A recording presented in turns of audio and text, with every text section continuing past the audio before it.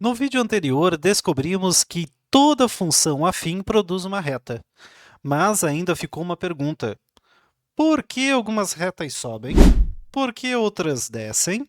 E por que algumas aparecem mais altas que as outras? A resposta está escondida em apenas dois números. Vem que o William te explica. Agora, pessoal, vamos ver a animação, então, da influência dos coeficientes das constantes de uma função afim. A função afim ela é composta pela constante a e pela constante b. Então, nós temos que o a multiplica o x mais b. Então, de valores iniciais, temos que a igual a 0,3 e b igual a 25. Agora, vamos variar, então, o coeficiente a. Vamos diminuir ele. Veja que quando ele se aproxima de zero, então nós temos a função afim vira uma constante, né? Uma reta plana. Agora, quando o a ele vai a zero, vai um valor negativo, então nós temos uma reta decrescente. E o valor de b? Quando começamos, então, a aumentar o valor de b, que era 25, agora está indo até 55, o que aumentou? Aumentou a elevação, aumentou a altura da nossa reta. E quando diminuímos, a altura diminui da nossa reta afim. Então, a constante a, que vai multiplicar o x, ela mexe na inclinação da reta. E a constante b, ele mexe na altura da reta. Então, quando a for maior que zero, a nossa reta é crescente. Quando a for menor do que zero, ou seja, um valor negativo, ela é decrescente. E quando a então for igual a zero, nós temos uma reta plana. Agora, pessoal, vamos observar então a nossa função afim, ou a nossa função linear, sendo y igual a vezes x mais b.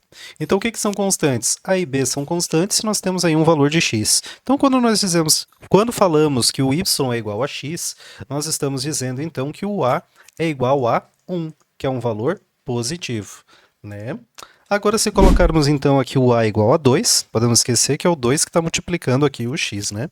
A igual a 2, veja que a reta está mais inclinada. A igual a 3, mais inclinada. A igual a 4, mais inclinada. Vamos, então, extrapolar aqui um valor. A igual a 10, reta mais inclinada ainda. Então, o que nós entendemos? Quanto maior o valor de A, mais em pé ou mais inclinada a nossa curva fica. Olha só, 100.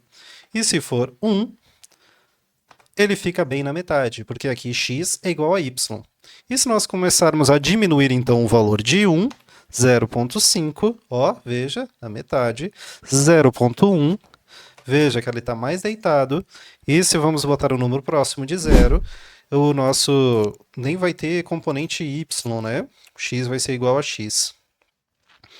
Então, vamos botar um outro valor aqui, 0,3.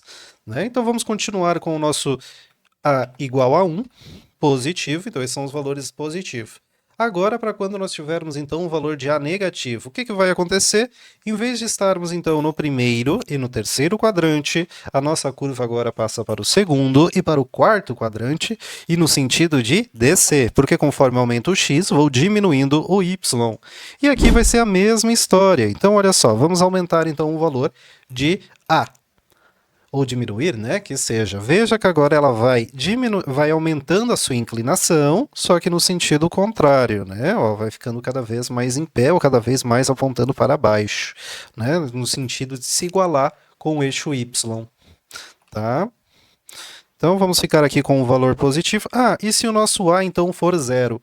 O que vai acontecer? Se o a for igual a zero, vamos colocar aqui o valor de zero, então aí nós não temos, né? Não temos nenhum y correspondente. Tipo, qualquer valor de x, o y é igual a zero. Agora, então, vamos variar o outro fator da nossa equação, que é o b. Então, vamos colocar um valor de b igual a 1.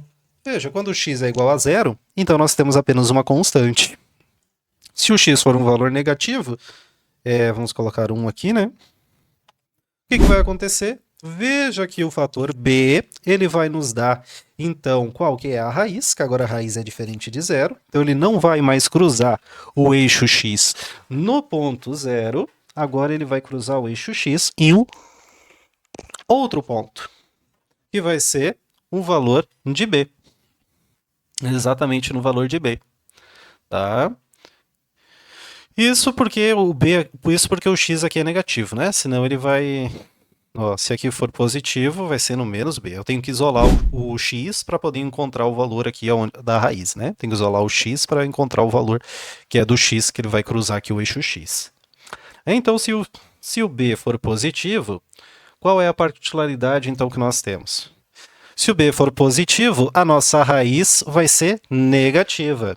E quanto maior o valor de B, veja que ele nem aparece aqui, vamos botar valores que aparecem aqui no gráfico, ó. Vai de 5 até 5. Então, o valor de B vai ser onde ele vai cruzar o eixo x, e o valor negativo, né, quando isolar o x, vai ser onde ele vai cruzar o eixo x.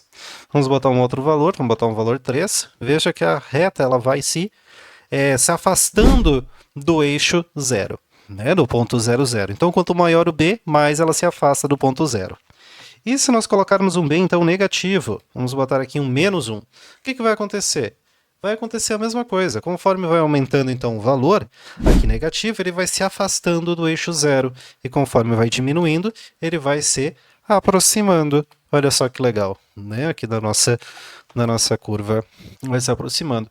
E a mesma forma, se eu quiser, então, isolar, encontrar minha raiz, é só isolar o x, nesse caso vai ser, então, 2. Né? Só olhando o gráfico, já sabemos aqui que a raiz é igual a 2.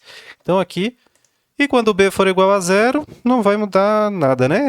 A nossa raiz é 0 e ele vai ficar, quando a gente variar o a, só vai ficar mais inclinada ou menos inclinada. Né? Então, ele vai tender a se igualar com o eixo y, não vai tender a igualar o eixo x. No Wolfram, o que nós temos aqui de interessante, então, quando a gente for nos avaliarmos uma reta? Vamos botar aqui, então, 3x mais 4. Então, ele entendeu a nossa equação, temos aqui o gráfico, então, o b é onde vai cruzar o eixo x, veja que está aqui, e veja que a raiz agora não é mais só o 4, né, ou menos 4. Por quê? Porque a raiz eu tenho que isolar o x. Isolando o x, quanto é que nós teríamos aqui? Ficaria menos 4 dividido por 3. Tá aqui, ó, menos 4 dividido por 3, então é a raiz, né? E aqui tem o domínio, aqui tem a imagem, são todos os reais. Aqui, então, não tem segredo a nossa função linear, tá? A nossa função afim. Agora você já sabe que toda reta possui dois controles principais. Um controla a inclinação e o outro controla a altura. Com apenas esses dois números, conseguimos criar infinitas retas diferentes. Mas as retas não são únicas histórias que os gráficos conseguem contar. No próximo vídeo, vamos conhecer uma curva muito diferente. Uma curva que nasce, muda de direção e volta a subir.